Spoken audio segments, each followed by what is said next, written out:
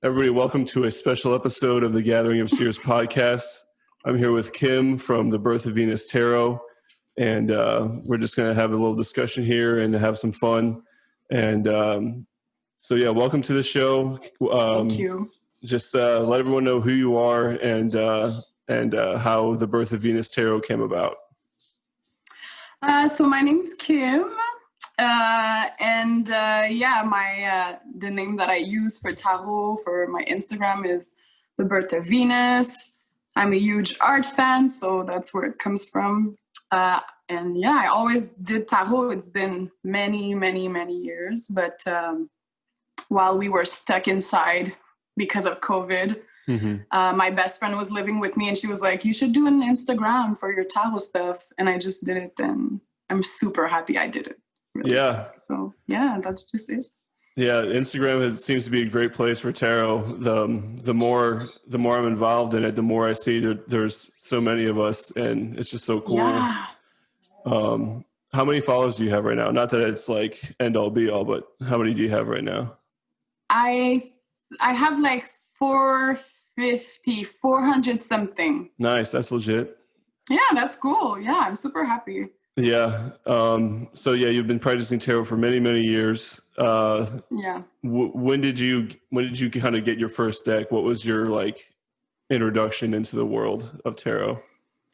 Well, when I was younger, I had a friend, like when I was really young, like about 12 years old, I had a friend who would read cards, but like regular playing cards. And yeah. I just became super obsessed with that, and I tried to do it, but it was just freestyle. I never really learned it like the real way. And then one day I was in a magic shop in Montreal, and I saw the Hermetic Tarot, and I was like, this is fucking crazy. That was like, I fell in love right away with the Hermetic Tarot it's difficult, like for a first one, but yeah, so I just bought that deck, came home, and it felt so magical. I just was connected to it right away, and after that I discovered the traditional Rider-Waite, and yeah, that's how it started. That's cool. Yeah. How about you? I want to know, how about you? Yeah, certainly. Let's see. So about 2.5 years ago, my girlfriend, but now my wife, she got me my first tarot deck. Nice. That's so cool. There's a shop in this little town of St. Charles that we go to sometimes called the Enchanted Attic. And it's got all kinds of crystals and stones and incense and tarot books, all that good stuff. So I don't know. I was just kind of like, oh, that looks kind of cool, but we didn't get anything at the time. But then my birthday came around, and she got me this tattoo tarot deck, which is really cool. It's nice. It's really similar to like the Rider-Waite art style. Well, the Rider-Waite imagery, but the art style is totally like tattoo style, Sailor Jerry kind of tattoo style, old school traditional. Yeah, and that was just so cool. Like I started flipping through it, and I saw the art, and I was like, this is freaking so cool. Yeah, and I think you just fall in love with it or not. Like when you hold your first tarot deck, you're like, this is fucking crazy. Yeah, it's so fun because it's like tarot is like a reflection of life. There's it has everything. It's got all the emotions, all the trials and tribulations, and all the successes, and everything is in there. And then when it comes together in a reading, it's just like so many interesting connections, intricacies, and it can really just help people think of things in a new way and kind of open up the game of life for them.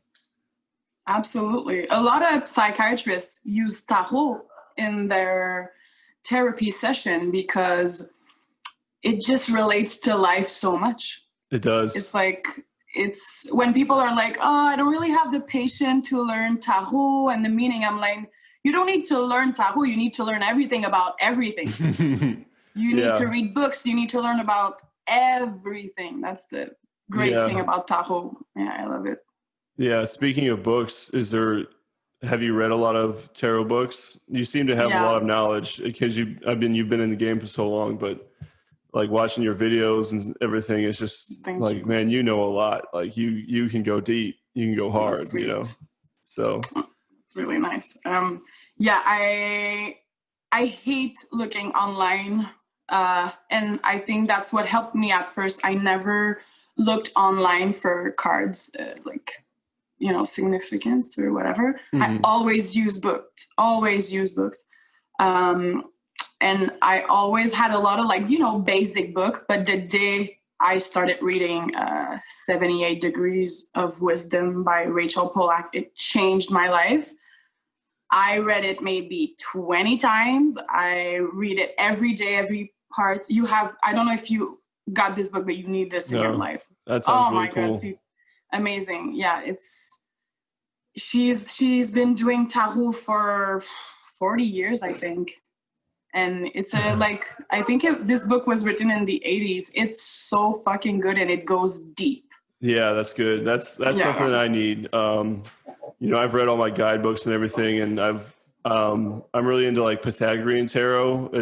They have like a really extensive website, and I have the book over there on my bookshelf right there. It's huge, and like, yeah, it'll just be like 15 plus pages about one card, and it's like I love that. Yeah, it even has like the numerology and everything behind it, because like in the way past, in like, you know, the 1300s or something, like there was, you know, there's numbers on every card and there's numbers for every major arcana, and it kind of dives into like the numerology and how like the Fool and the Magician and the High Priestess, like as you go from like 0 to 21, like all the numerological intricacies and like the connections and the elements, it's just like such a crazy There's so much to learn. Yeah, for real. I think you would love the Hermetic tarot because of the elements and symbology. It's so crazy. Like you can find a lot of stuff online. I watched a 6 hours YouTube video on a guy who talked about like Hermetic stuff, and I was just like, yeah, I've heard that I've heard that a few times, and I haven't really looked into it too hard. So I think that's definitely a wake-up call for me to check it out. You would love it. I'm sure you would love it. Yeah, that's awesome. But yeah, I'm always looking to learn and grow. And yeah, I said last week on my podcast, like tarot is really like a lifelong practice, you know, whether you're messing with it every day or like once a week, it's a lifelong thing. You know, there's always more to learn, and there's always new ways to help people out and get better and improve your like speaking, your interpretation, and absolutely so many spreads. Like it's you can crazy. even make up your own, you know. Yeah, exactly. And there's no bad answers in tarot. That's what I like. We all have our own interpretation, and I think that's beautiful. Like I always see the positive in the negative card, and always the negative in the positive card. This is my thing, I feel, because there's so much. It's like there's no wrong answer. Some days I feel good about a card, and the other day I'm like, this card is fucking shit. It changes every day. Yeah, I'm glad you said that, because a lot of people are like new to tarot and they're like, oh, I'm nervous to like talk about it or give people readings because I don't really know much about it yet. Well, it's like, that's okay. Like you have your guidebook, and then you also have your life experiences. Like when you see these cards, they tell you a story, and they tell your client a story or your client a story. And like, yeah, you don't have to be an expert to start helping people out. You can kind of jump in and kind of get your feet wet and just kind of learn and grow. And and you have to I feel like you can really compare this whole thing to the tarot. Like at first you're the fool. You just have to jump. You just have to freaking do it. Even the first time I was paid to do a one-on-one reading, like in person, I was fucking freaking out. I was like, this person is paying me. Like I need to be on point. And you just realize that the flow happens. Even if you're not perfect, even if you don't know everything about every card, tarot, that's what I always say to my client when I start a session. I'm like, this is an open conversation. Mm-hmm. I'm not here to tell you you're going to die in a week. I'm here to tell you what I see in the cards, and we have to communicate together. It's like, it's like a psychology, like for the soul. Mm-hmm. Yeah. Yeah. Cool. I agree 1,000%. And that's exactly the mindset you want to go. You want that flow. You want that open conversation. And the more I do readings for people, the more I realize like it starts out as a tarot reading, but then it can kind of turn into like a therapy session. But absolutely, I love it. Yeah, I love it. I'm all for it. And half the time I feel like the client is going to speak as much or even more than I will. Because people, if you pay for a tarot session, you have something on your mind. Mm-hmm. You want to talk about something, and people want to open up. And I feel like spiritual workers, like people are attracted to us to open up. They just want to open up. Yeah, I agree. There's not really many opportunities for people to do that nowadays. People are so busy with work, school, kids, relationships, or lack thereof. It's life is chaotic. Life is crazy. Exactly. And tarot can kind of, I don't know what the right word is, but kind of bring that focus into something that you're concerned with, or give you a path to kind of get on the right track for something you want. Yeah. That's cool. So you're in Canada. Yeah, I'm in Montreal. Born and raised in Montreal. Nice. You like it? Where are you from? I'm from St. Louis, Missouri, born and raised. So smack dab in the middle of the United States. Yeah. You froze up a little bit there. That will sound controversial, but I love the States. Yeah. Yeah. Yeah. Before, when we could travel, I just I love to travel. I love to go there. Yeah, that's good. I've never been to Canada, but I hear it's lovely. And like I said, my last name is Maines, so that's hands in French.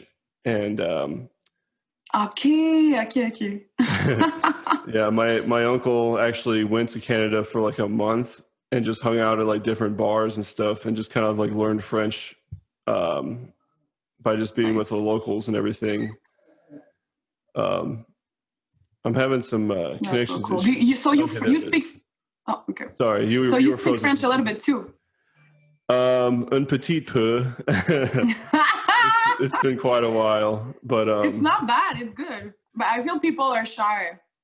People get shy to talk in a different language, especially French. French is hard, and you kind of look stupid when you try to, not you, but like in general, especially an American, when you try to speak French, you're always like, bonjour. Yeah. And I hear that French people are kind of harsh on like American tourists and everything. That's like more in France. I'm sure Canada's a little bit more relaxed. France. Even I'm a French girl, and when I was in Paris, people would be like, what the fuck are you talking about, girl? Like, they don't understand, because here we speak Quebecois. It's not a beautiful French like in people in Paris would talk in Montreal. And we're really we mix a lot of English words, like we slang. We say franglais, so French and English. That's how I talk. I talk franglais constantly. Yeah, that's cool. Yeah. Let's see. What are some of your like favorite tarot spreads to do? Like, what's your go-to if anyone's like, oh, I want a reading, but I don't know what? Like, what's your go-to for them? I don't really use a specific spread. I love to try spread, especially for myself. Mm-hmm. But when I do clients, I go freestyle. The way I do it usually is I always pick 3 cards at a time, And then I try to create a story, talk about the general vibe and everything.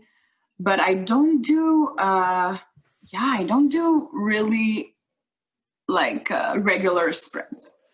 Yeah, I do see a mix of that on Instagram. I'll see like 3-card question or like 6-card question, or some people like to go with like, like straight up, here's my Celtic cross, or like here's like a past, present, future kind of thing. So yeah, that's kind of cool thing too about tarot is like I like your style though. I think that promotes like that open flowing conversation that people want. I feel like I don't want to always do the same thing when I read cards, especially because now that I work for a shop, like I have clients coming back also, and I want it to be different each time. So I never use the same deck. I really go with my feeling. I never do like a particular spread. Yeah, it always change. I love to, I don't want to be stuck in a routine because I feel like that's why I started to do tarot professionally, because I've been doing hair for 13 years and I had that routine life. And now I need it to be different every session. Yeah. So is that like your full-time income, or are you doing multiple things, not just tarot? Well, I that's it. I've been doing hair for 13 years. So I have a big clientele, a lot of people like coming to see me every month. Before the pandemic and everything, before COVID, I would rent a place and do my clients there. And now I just started to do it at home. Yeah. And I have a big house. I'm comfortable here. My clients love it. They can see my dog. We can have a drink and just chill.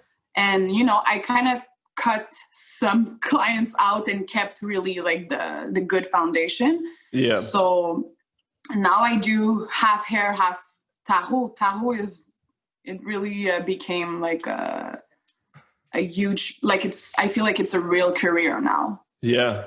Yeah. And music is a little bit less like crazy since we can't really jam right now. We can't do shows and everything, but it's such a big part of my husband's life. It's like every day, like he works in music a lot. So that's like a little part of my life. It's not a job, but before COVID, it was more like a job when we had like jam sets and shows and everything. Yeah. So you guys play together mostly? Yeah. So he has many, many bands. He's a crazy talented musician, and I'm in 2 of his projects. Well, it's my projects too.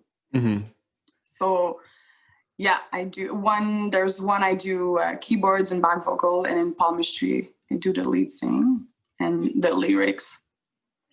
So that's what I do. That's awesome. Yeah, I totally forgot about the music part. That's something else we have in common because exactly. Yeah, I'm here in my little basement studio. I got my little bass amp there, and my instruments are in the other room right now. But me and my buddy Tyler, we make like alternative rock right now, and it's just the 2 of us, so it's easy. Nice. He just comes over. We just are down here for many, many hours because I'm like a little bit more punk than him. I'm a little bit more free flowing, and I'm really more about like, I'm really just more about jamming and getting it out there and just like being crazy.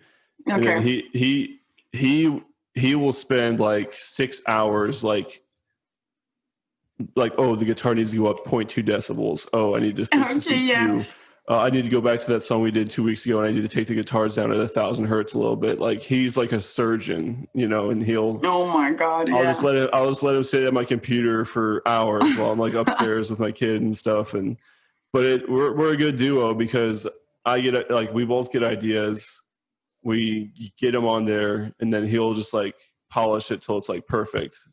Nice. And I'm down for that too, but like after a few hours I'm like, okay, this is your thing, I'm gonna go. But the end result is always really good. The end result's good, and we're almost done with our 3rd album, and we're not making any money or anything, but we're on iTunes and stuff, so it's something we can just say like, oh, hey, check it out. There's me. Yeah, exactly. Yeah. As long as you're creating something that's so special. Yeah. Yeah. One of my mentors, he has a tattoo. His very first tattoo was, it's like a hand with like an infinity symbol, and it just means like always be creating. Like life is art, life is creation. Yeah, that's true. Yeah, I think that you have the similar mindset. Like,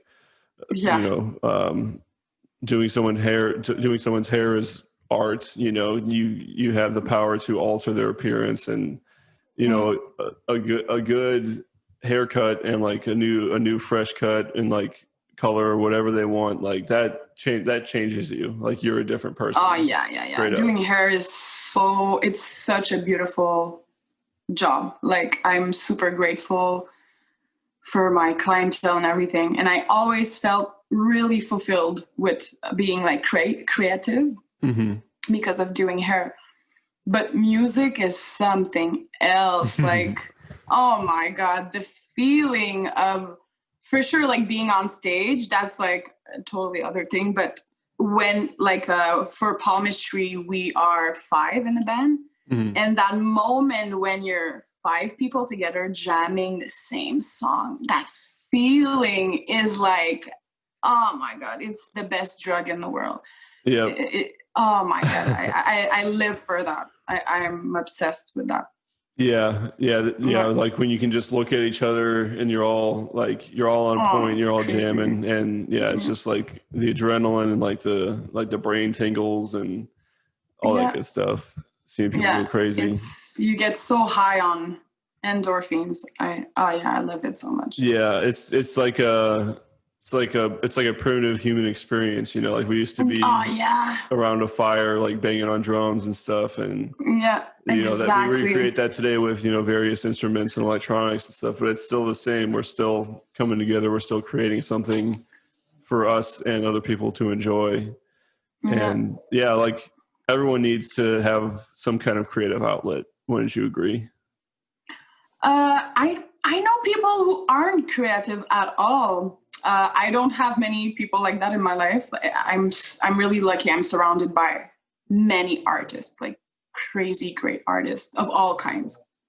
But I know people who aren't passionate at all about art. It doesn't do something to them. Like even music. I know people who are like, yeah, that song is good, but like music doesn't do anything to me.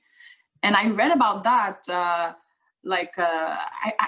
will try to find you and send it to you, but there's like a psychology thing that you are either born with it or not. That feeling of like listening to music and getting goosebumps. It's not everyone that is born with that. So we're really lucky to have that thing with music, that connection. Right. I agree. If I didn't have that, I wouldn't know what I would do. Cause ever since I was like I got my first guitar when I was in like 5th or 6th grade. Nice. I would listen to songs and I would get the goosebumps and everything. I'm like, man, this is just there's no way you can really like describe how or like why it happens, but like you just hear something and you're just like, boom, there it is. Yeah. And even today, like the same songs I would listen to when I was a teenager, because I love to like discover new music, but I always listen to the same bands. Like I love to, and I still get the same feeling sometimes, even after listening to a song 1,000,000 fucking times. I'm still like, oh, this is so good. Yeah. My wife goes a little crazy because like if we're in the car, I'll listen to like the same album like for like a month. Like, oh yeah, I'm the same. My husband can't stand it. He's like, you always listen to the same shit, and he's there discovering new music, buying these weird bands like music. I'm like, what the fuck is that? And I just always go back to my old stuff.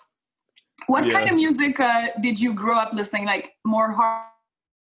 Oh, there we go. Okay. Okay. You froze for a second, but I heard your question. Yeah. So, Okay, good.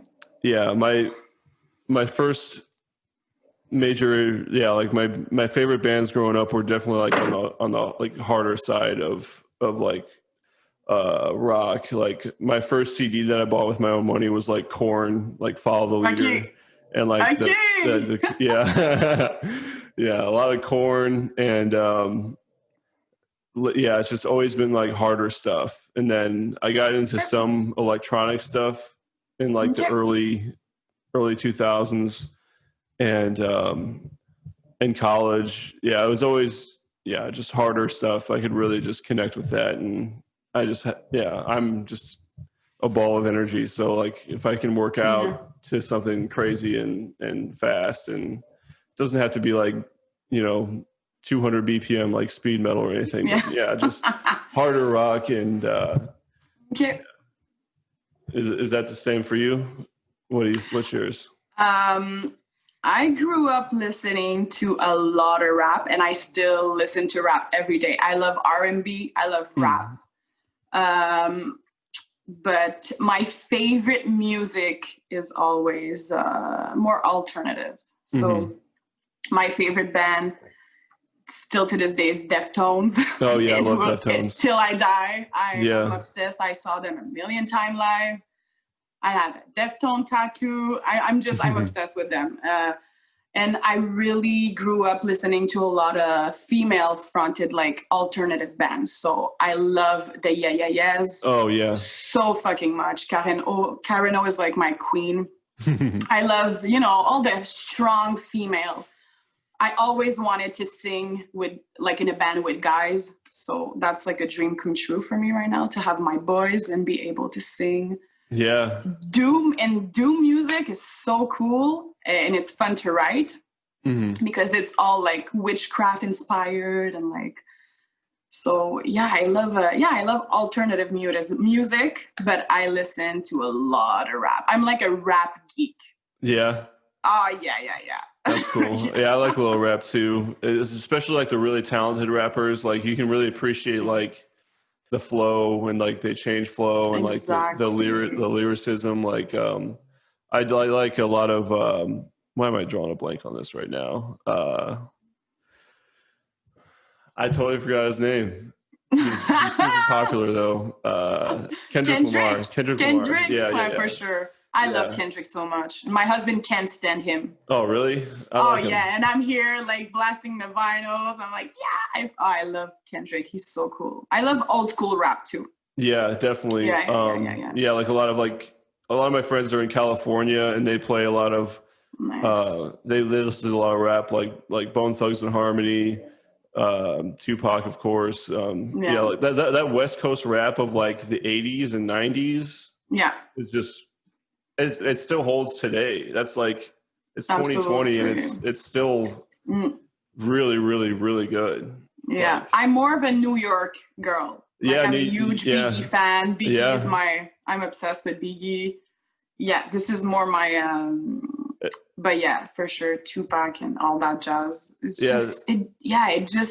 it's still so relevant today. It's still so good. It is, yeah. And it's cool, like the difference between like East Coast and West Coast. I'm not like an expert, but like East Coast is like more inspirational and like uplifting, and then West Coast is like super suicidal. And I love the sad shit. Like I'm an emo girl, like 100%. So I love the sad struggle, New York, drugs, gangs. Yeah, that's my vibe. Like I don't know anything about this life. Yeah. Of course. But oh my God, I love that. That's cool. Yeah, sorry, I'm stuttering. I thought of this question earlier today. I was like, okay, I hope I don't forget it. So I just remembered it. Go ahead. What do you think is like your like tarot superpower? Like, what do you think you're like really good at? Like, what's like? To be honest, it's I think my power is how I connect with people. after doing hair for 13 years, I am extremely comfortable meeting strangers. I never feel shy or scared to talk to someone. I have a lot of self-confidence when I have to deliver to someone. So that's, I think, my power. But like about like tarot, I'm super intuitive. Like, honestly, I think that's how it all started. Just going with my intuition and being surprised by it, being like, what the fuck? How can I know that shit? Yeah. So I feel like, the connection with people and my intuition is for sure my superpowers. That's a great answer. That's a good question. How about you? Yeah, I thought about this a little bit too, and mine is like my life experiences. Like, nice. Yeah, once we're getting into that flow of that conversation, I've been through so much, like relationship-wise, financially. I've traveled not all over the world, but I've been places. Yeah. And most of the time, whatever my client's going through, I have like a life experience to like you can help relate. them. Oh yeah. Yeah. Same. So, if anyone needs relationship advice or like health advice, I'm like the dude. Like, I've seen it all for men and women, to be honest. And it's just been so cool helping out all these people.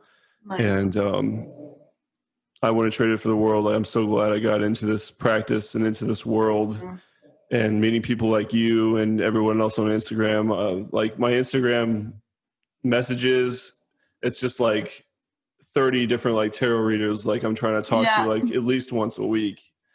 And I got some people that are like new to it, and they're like kind of learning like with me and through me and watching my stuff, and they're like seeing everyone I'm sharing, and they're just all these circles are like intermixing and mingling. And I think it's really cool. Yeah, it is really cool. People are really nice in the tarot community, like super, super nice.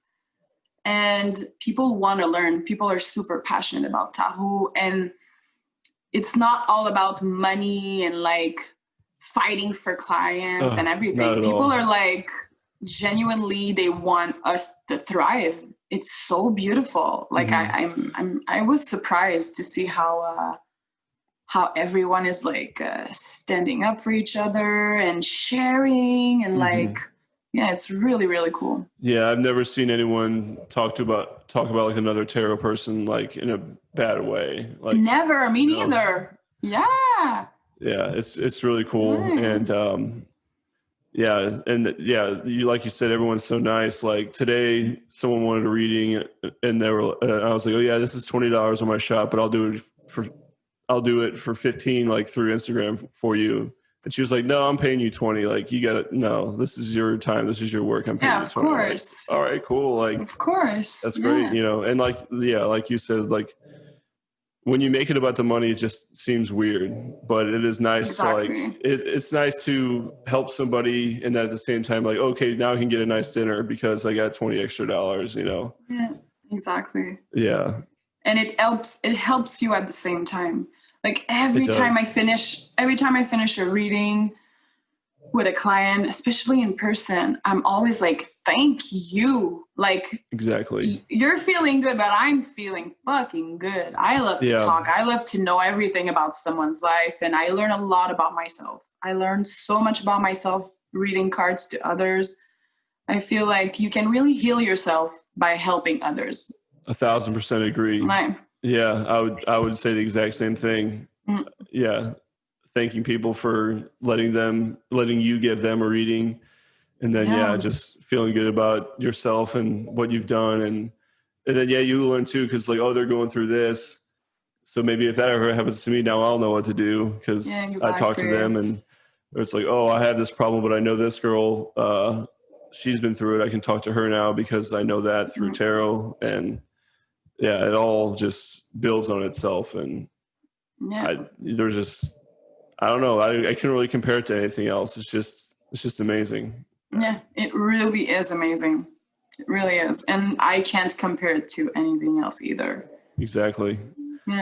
Yeah. So I'm going to wrap this up here because I have to record my Gathering of Seers episode 2. But we can definitely do this again. And for sure we will. For sure we will. I feel like we can talk for many, many hours. Fuck so, yeah.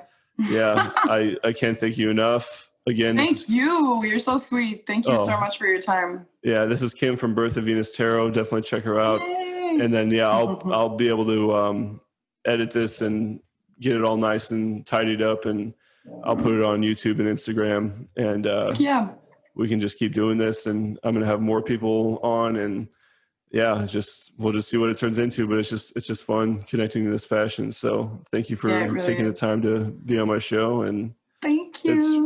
We've been talking on Instagram for a while, but it's nice to sit down and just have a conversation. So yeah, I knew we would have a chill conversation. Oh yeah, I was looking forward to it all day. Like I had same. I was like, he's super chill. Like I wasn't stressed at all. I was just like, I'm gonna go talk to my friend now. Yep, exactly. So okay. Thanks again. Have a great night, and I'll talk to you again very soon. Yeah, have a good night. Thanks. Bye. Bye-bye. Bye.